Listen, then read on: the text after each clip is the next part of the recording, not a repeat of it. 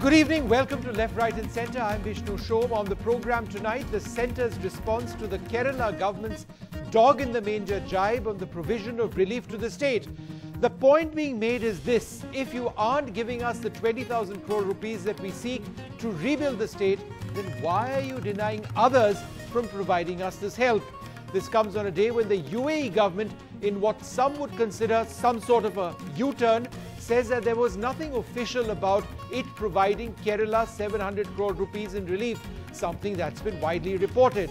But the Kerala government insists that this offer was indeed made.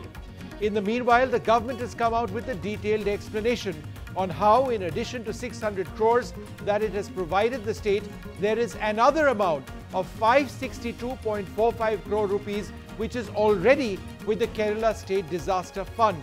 On the show tonight, and in the run-up to NDTV's big telethon on Kerala on Sunday, we ask, is the centre doing enough for the rehabilitation of flood-affected regions of Kerala? We are looking at this tonight and indeed in our 6-hour special telethon on Sunday, India for Kerala, Sunday 3 p.m. onwards. Also on the show tonight, Rahul Gandhi on his European tour hits out once again at the centre. This time it's primarily on foreign policy. Mr. Gandhi says Doklam was a failure of this government. He also says that Foreign Minister Sushma Swaraj spends most of her time dispensing visas when it is best spent perhaps in doing other work. There was also strong criticism of the RSS. We'll look at the points made by the Congress later on in the show. But first, a quick look at the debate on whether the centre is doing enough to fund Kerala in its moment of crisis.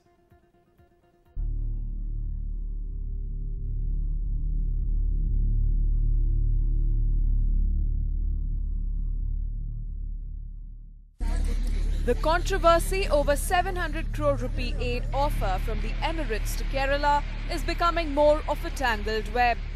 Today, the UAE ambassador told NDTV that no announcement on the amount of aid has so far been made, although a national emergency committee has been formed in the UAE to figure out the sourcing of funds and other aid materials to the flood-hit Kerala. But an offer of aid was confirmed by both the Chief Minister and the Prime Minister's tweet thanking the UAE Prime Minister. The government and the party have responded to the Kerala government's dog in the mango policy jibe for giving 600 crore rupees while blocking 700 crores against the state's demand for an immediate 2,200 crore. As a million people now start to move out slowly from refugee camps, the pressure on rehabilitation is immense, from roads and electricity to homes and farms. While the BJP tweeted this graphic, the government in its first detailed response said, apart from the 600 crore in aid, 562 crore had been transferred to the State Disaster Relief Fund, and the military's mobilization would cost the central government hundreds of crores of rupees. More money would come after an assessment of damages. Sources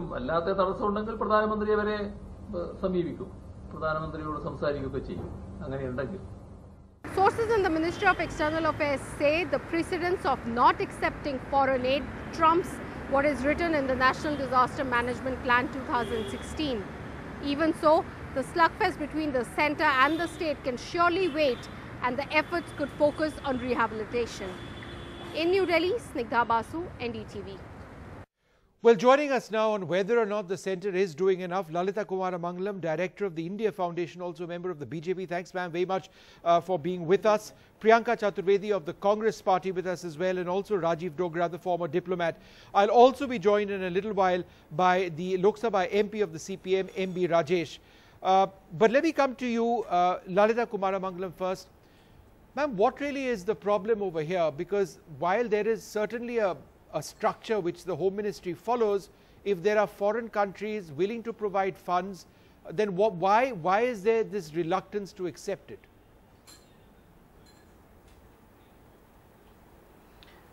Vishnu, let me put a few things straight. First, I'd like to extend my sympathies and whatever empathies all of us should to the flood-hit state, the government there and the people.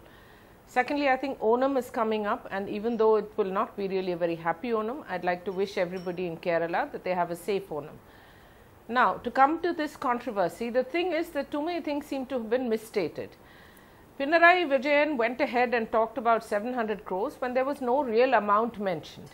Now, it's a fact that everybody knows that I think 80% of Indians in UAE are from Kerala, and several of them are very close to the rulers of that particular state, and therefore they are very important to them. It's not unnatural that the head of the UAE could well have called up somebody in Kerala and at the centre and spoken about how empathetic they are and the fact that they'd like to help India out. There were no numbers mentioned. Now, you must understand that in all official aid, protocol has to be followed. If there was any offer of aid from the government of that country, it would have come through via the Indian ambassador there and via their ambassador to India, which it has not come, and has, I think this has also been clarified now. In terms of not taking aid from foreign countries, this was decided in 2004 when the tsunami happened in Tamil Nadu. Subsequently, of course, there were some rules that were changed in the national disaster management rules that were formed for the country, and it says that yes, the government cannot, I mean, we will not accept it as aid, but any sort of help that any country or government or union, etc., wishes to give for any disaster in India will be welcome through whether they are NGOs or private service organizations, etc. So, no, let me clarify that the EU, which has actually now come up and said that they will give a massive amount of money, they will route it through the Red Cross. So, and they are going to do it in full cooperation. This entire argument seems to be bound by protocol when people in the state have suffered so much. Now, we can always justify protocol by saying that, look, it's existed in the past as well. Listen. But then what's protocol in a time like this? Are we so protocol conscious that we don't accept money from well-wishers of our own country? The fact is that the government when people are suffering so much aid and has not said we are going to stop at 600 or 500 crores. But they haven't promised 20,000 crores either. Very clear that we have already given an advance. No, because you can't just promise anything that a state asks. You have to look at what is necessary. Is the state government lying now? How it is to be routed. Is the state government being dishonest? The government or the, I don't think the state government is lying. No, I don't think the state government is lying. Please don't try to provoke me, Vishnu. I expect better from you. But the state government is playing politics. The state government is playing politics. Don't forget that the Congress, Ramesh Channitala himself has criticized, yes they are, has criticized the state for being lackadaisical in their attitude to the opening of the dams, etc. There is elections which is coming up next year. Unfortunately, I think the state government has fallen into the trap of playing politics. Okay, ma'am, you made lots of points. I have other panelists and I'll come back to you, ma'am. We've got half an hour to talk about this, so I will come back to you. But I need to get a reaction first from Priyanka Chaturvedi as we wait for MB Rajesh of the CPM who will be joining us from Kerala very soon. Priyanka, do you believe this is the Kerala government playing politics with the centre in an election year?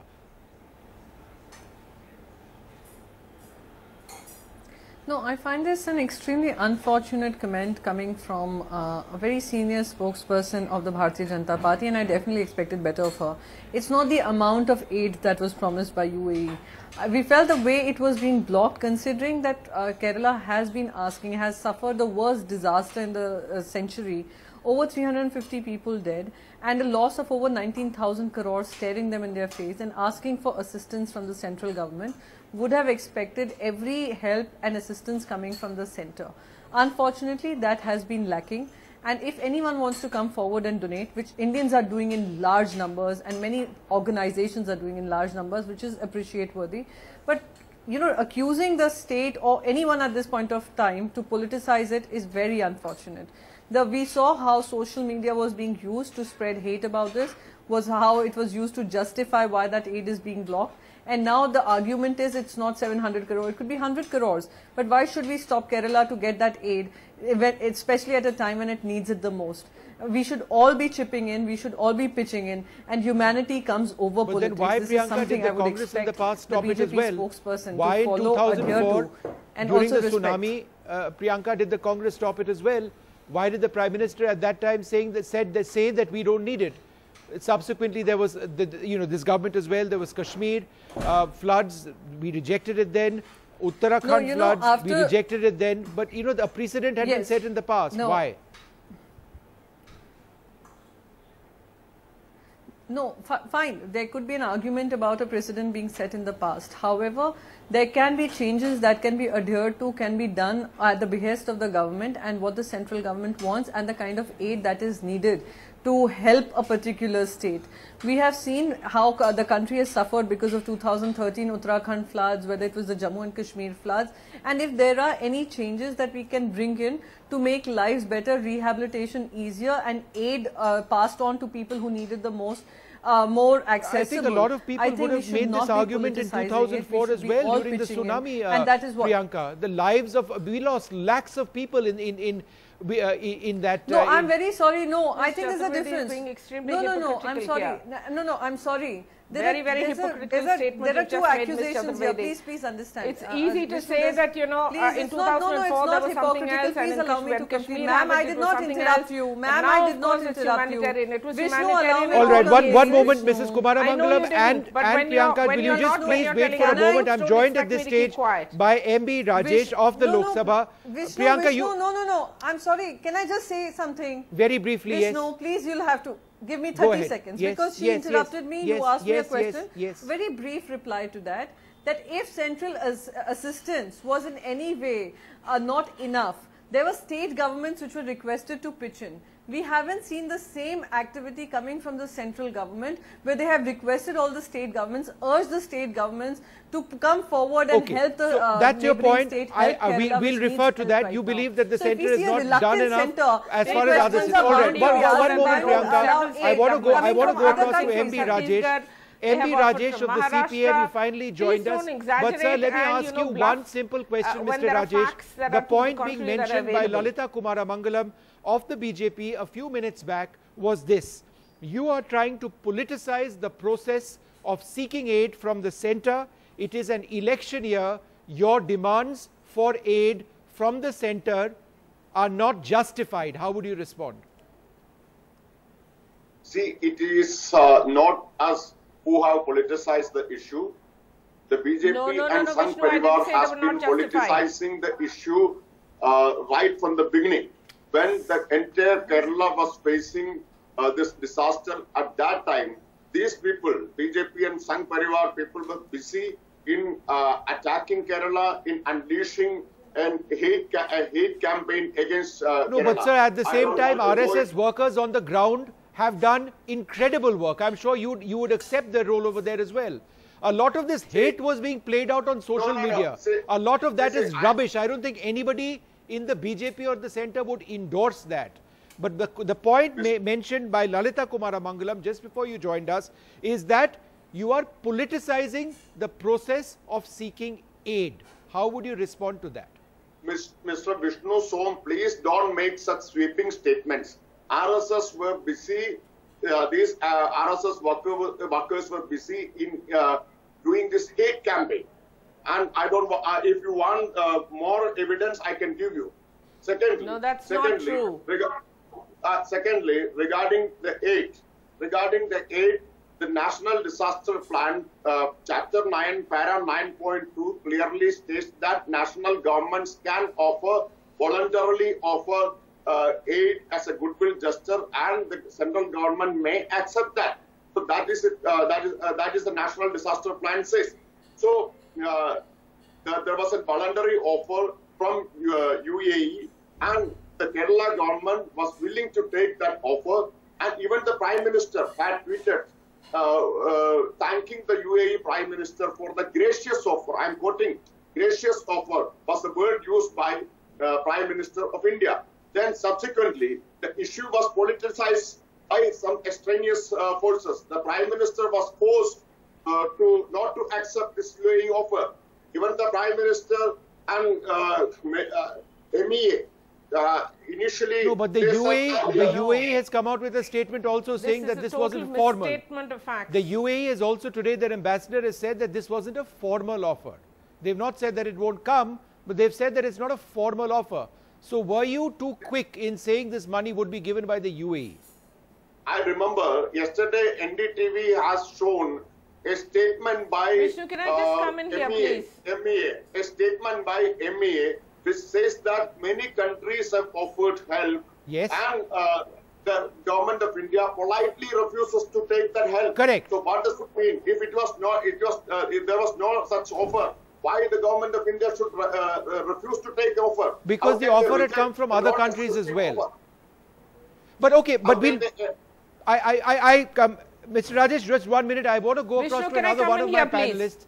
Mrs. Kumaramangala, 1 minute. I want to go across to Ambassador Rajiv Dogra as well. Okay. Ambassador Dogra, there's been a precedent which has been set over here in 2004. What was this precedent set on in the first place? Was it set on the basis of our believing that we are so big and powerful that we do not need foreign assistance? What was this premised on? Well, I am glad you asked this question, and as you would remember, probably you are too young to remember that, but for long years we have had to depend on aid not just for disaster relief, but also in terms of development expenditure and in certain other social sectors. At a certain time, 2004 to be specific, we thought for ourselves that now the nation has matured in terms of economy and in terms of tackling its own problems. So there are pluses certainly to someone else, someone outside helping us with aid, with disaster relief and so on, but there are negatives also in terms of interference. And let me not elaborate, but everyone knows what kind of interference India had gone through in the name of aid in some instances. What so instances, a conscious sir? decision was Can you spell out these details, sir? We will not. Ambassador, could you spell out these details, because everybody wants to know? Well, we are worried about ISI coming in, or what? Yes, what is the big fear? Certainly. So, no, ISI never or Pakistan never gave us aid of that kind, but there were other countries, including from the developed world, the Western world, where aid was used to pressurize government to adopt certain policies. And that's too long a subject to elaborate at this time. But the aid was always voluntary, wasn't it? Enough exists we had no, if anyone wishes to Google. All right. So you feel there were aid? No, yes? no. I'm sorry. No, aid is only disaster relief aid was voluntary. It's never voluntary. Because of the nature of the disaster. No, but if there was a catch attached to it, it was for us to reject that catch. Let me complete. Beg your pardon? Sir, what I'm trying to say is, if there was aid offered to us, we believe that there was a catch which was attached to it. It was always for us to reject that and say, either you provide us this aid for the purpose of aid, we are not obligated towards you in the future. So that accepting foreign aid never came in the way of our sovereignty. That is why I said there were two. No. That is why I said there were two sides to it. Number one, we were mature enough as an economy, and we were confident enough as a country to tackle our own issues, whether in the development sphere or in terms of disasters. So it was a combination of these two. It was not just one side. Okay. The second side of the question, which you are discussing today, yes, is what about the UAE aid? Whether we should have accepted it. Now, the bureaucracy cannot be rigid and should not be rigid. So, if there is a special connection between Kerala and UAE, in my opinion, there is no harm in accepting. But what I am wondering about is that it has been going on for the last few days. Yes. And there's been a lot of discussion in your studios, in other channels and in other parts of the media. Even the Prime Minister had to tweet about it. Now, is this not an embarrassment for the Prime Minister of a country like India, if at the end of it, the UAE ambassador has to say that, sorry, there is no such aid at the moment, we are just considering it. Probably UAE was being considerate that the issue has become too volatile, so let's try and step back. That's precisely what's happened, someone in the government, whether it is the embassy or someone else, let me complete, has to answer this question: why was this information not denied immediately by Indian sources? All right. Mr. Rajesh, now another point which has been mentioned by the centre, because they've come out with a release. is that while the state government has said that, look, 600 crores is all that the centre has offered us, in addition to this, there is a 562.45 crore rupee amount which exists at the level of the State Disaster Relief Fund. So it's not 600 crores, it's more than 1100 crores which is available. So it's, were the figures that you were saying accurate? See, even if it is accepted, then still it is far below than what we had demanded. We had demanded 2600 as initial allocation to meet the immediate challenge. And the final losses, when it comes to the estimate of final losses, it will amount to some 40,000 crores. Initially, we had estimated a loss of 20,000 crores, and we had demanded an immediate relief of 2,600 crore.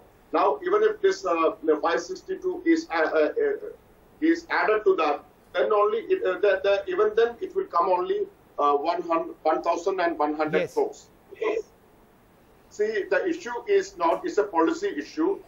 Whether the government of India should go by the laid down National Disaster Plan 2016, which does not forbid accepting voluntary foreign aid by a national government, then why the government is insisting that that cannot be accepted. Secondly, that relevant para 9.2 of National Disaster Plan, that says that in consultation with the concerned state government, the MHA will assess the response requirements that the foreign team can provide. Right. Whether such an assessment is happened here, whether the government of India has consulted state government. If there is there has not been such a consultation, how the government of India can unilaterally take Okay, Mrs. Kumaramangalam, would you like to answer several of those points? What Mr. Rajesh says is that there is precedent as far as the yes. rules are concerned, right, which allow foreign aid to come in, and there needs to be a process of consultation on the acceptance of this. That has not taken place. How would you respond? Yeah, Vishnu, I'd like to say that there seems to be a lot of misstatement which is going on here. Just today evening, a plane is on its way, if it hasn't already landed, in Trivandrum, directly with an enormous amount of aid relief materials for Kerala from the UAE. This has been done with the full acknowledgement and the knowledge of both the central and the state governments. Secondly, all aid is not always offered in money. Much of the aid of what Kerala needs will be in terms of reconstruction of houses, electricity, roads, etc., etc. Thirdly, the central government has not at all said that we are going to stick to this 1,100 odd or 1,250 odd crores of relief. They have said that we are assessing the damage, and of course we will pitch in. There has been, this is what I am trying to say, unfortunately, because of the sort of most intense dislike they have for the RSS and the Prime Minister, Honorable Prime Minister, the Kerala government is playing politics, probably to protect their own selves. They have been criticized even by the Congress leaders in their own state with regard to the mismanagement of the release of water from the various dams in Kerala. Now, that's a different question. I don't want to get into that. But it's easy to blame the centre by giving half-truths in this case. The point is that the centre has already given close to 1,300 crores, and it certainly isn't enough, nor are we saying that this is all we are going to give. Of course, we will give whatever money Mrs. Kerala Kumaramangalam, needs, Mr. Rajesh wants to respond to that. Mr. Rajesh wants to respond to that. Mr. Rajesh, go ahead. In a more friendly and in a more amicable manner between both okay, states Mr. Rajesh, respond to that. The accusation is that you are, the allegation is that you are playing politics. How would you respond to this specific point? That he has spoken to spoken to all his colleagues. BJP spokesperson is absolutely wrong. We will consider it. Ms. Vishnu, BJP spokesperson's statement is absolutely wrong. The state government has never made any allegations against the central government. Instead, the chief minister has appreciated the help given by the union government, and especially at the time of relief, the services provided by armed forces and NDRF, all those were appreciated time and again by the chief minister. Please don't make wrong statements BJP spokesperson, I request you. And despite media's critical questions to the Chief Minister, he was time and again appreciating the support given by the union government. And even when your cadre were indulging in a hate campaign against Kerala at the height of this disaster, the Chief Minister has never uttered a word against all these things. And the Chief Minister was insisting on the unity of the various sections of people. Can I come Chief in Minister here, was please? insisting on the coordination between centre Can I and come in here, union please? government. We have not done that. And it was you, the BJP and RSS, who politicized. Mr. Gurumurthy linked his flood with the Sabarimala case, and some of your non-people. No, the BJP didn't start this controversy at all. For PPT. So it was you who politicized. All right, okay. I want to look. Let's move beyond. Let's move Vishnu, beyond this. Perhaps Pinarayi Vijayan did not bring up this controversy himself, but he is not stopping any of his people from spreading all sorts of canards. What was that about? Look, I think one way or the other, it's extremely sad that this is the level at which this is all coming down to. The fact of the matter, which I think everybody tends to agree, is that Kerala needs a lot more help. But let's hope that the equation between the centre and the state improve. But look, but Mrs. Kumara Mangalam, Mr. Rajesh, you know, it's sad that this has become so negative. And I understand that there are politics at all levels, but there are people on the ground. I think all of us now should sink our differences and work together to see that. Right. Well, let me tell you, a person who gave up everything to actually work for people on the ground. I'm going to shift to something regarding Kerala, completely different. I'm joined by Abhilash Pillai, a relief worker. He runs the largest co-working space in Kerala, B-Hub. He was part of a volunteering group which set up a flood relief collection center. Thank you very much for joining us. When you hear the politics, which I'm sure you were listening to now, and the tutu meme, which seems to have broken out, do you feel sad that, you know, I mean, all the work and the efforts of you and your friends all around you, you know, I mean, are forgotten, and ultimately it's all about coming together for the state? Exactly. So that was when I was actually listening to the whole conversation. You know, we have seen during this the whole incident, the whole event, we have seen unprecedented way of youth of the state coming together and acting. And every single household, you know, has contributed to. And I would say all of them were heroes. You know, we have more of heroes than victims in our place. So everybody has actually contributed. But what we are seeing these days, it has been devastating. It has been one of the worst scenes which we have ever seen on ground zero. But having said that, what is happening these days, in these kind of conversations, where this is a time where we all need to work together. Otherwise, the confidence of the youth of Kerala who has acted, believing that they can do it, will be affected. Okay, so Abhilash, let me ask you this. Ask you this.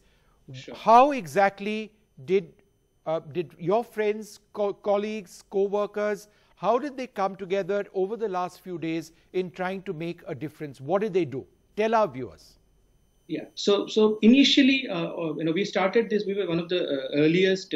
We're from Trivandrum, and Trivandrum is is just one district which was not severely affected or just affected with this. So we had to support the entire districts. Otherwise, all the other districts were actually affected. B-Hub is basically a center, a networking platform for youth, and we were connected tremendously with the youth of the district, especially Trivandrum. And a lot of startups and innovators were working there. I mean, who always work for social causes and solving pressing problems that the society faces. So first initial couple of days we were just working on technology side of it and things like that. But later, when we realized we can actually contribute to empower or contribute to actually attract or sensitize youth of the district of the place, and then contribute as much as possible. we initiated this. So there was one relief, a collection center initiated, one or two collection centers initiated by the the district administration. Yes. Administration, which was there, but then there is limitation for them in a lot of processes and things like that. So what we then did was we created initially a media team, sensitized everybody. We also and then we have one of the most beautiful co-working spaces in Trivandrum, right. And we opened it up. It's not just like any kind of normal schools or anything. We opened our beautifully designed co-working spaces to the entire activity, and then we had all the co-working companies coming together, and we worked. We did it systematically, and then right from the campaign to for supplies to we had almost 1,000+ volunteers there. I think it's an absolutely incredible effort, and in fact the site that you set up is very much the definitive site on where help needs to go. I'd like to thank all of you very much for joining us for this debate. We've got more coming up on this program, but as I end this segment on Kerala, I've just been forwarded a little note from the Navy. They've said that the Southern Naval Command has now terminated Operation Madad on the successful completion of rescue and relief operations. And they've pointed out that this was the largest ever operation that the Southern Naval Command has been involved in. So it's also perhaps time to reflect on the role of so many coming together in this effort, not least of all our armed forces.